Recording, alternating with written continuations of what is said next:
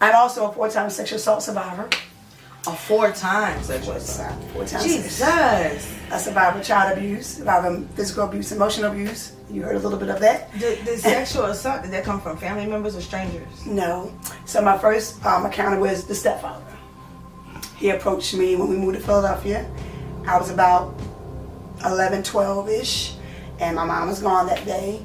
And he called me to the living room, and I thought we were just going to talk.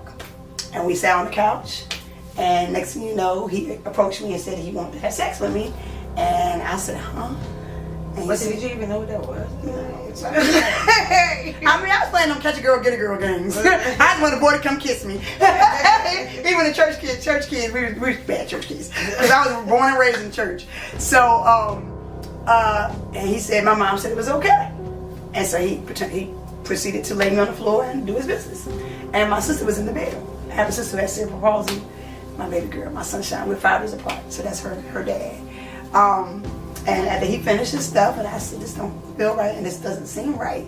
And I told my mom, found out he never went to jail. He only had 5 years probation because he was a military man, and that was his first offense.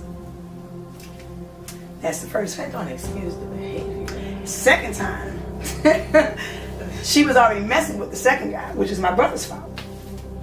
And she didn't want me to go back to counseling and said, you don't need to be telling me my business. I said, well, it's not your business, it's mine. These are things that happen to me. Meet the second man, and she proceeded to start sending me to his house to cook and clean. And mind you, I was 12, 13. This is not too far after this happened to this guy. And I go to his house, because again, I'm a kid. I'm going to follow what you tell you about mom. I'm thinking, right. So I go to his house, 300-pound man. Back then, I was like, I'm skinny now. Right. Look, girlfriend. You ain't too big now. Look, I was 120 something, 115 soaking wet. That was me. So I go to this house, and he says, I heard what happened to you the first time. He was not being a father. That's not how a father's supposed to be. I'm going to show you how a father is supposed to be. By doing it again. And he said, my mom said it was okay. Oh my God. So that was my path. So this guy, we was friends, and I was dating at the time, and I wanted to see my guy. And my guy said, nah, I can't come see you tonight, Morgan. I was like, I'm really lonely. I want to spend some time with you. He was like, nah. I was like, well, whatever. This is how God comes sometimes does things. My kids was home that night. I left my kids in the house. They were asleep. And I went to go see the guy, call him. I was like, hey, what you doing, buddy? He's like, nothing, buddy. I'm sitting watching a movie. I said, ooh, I want to come to your house and watch a movie. He said, all right, come to the crib. Left my kids in the house. You heard I said. By himself.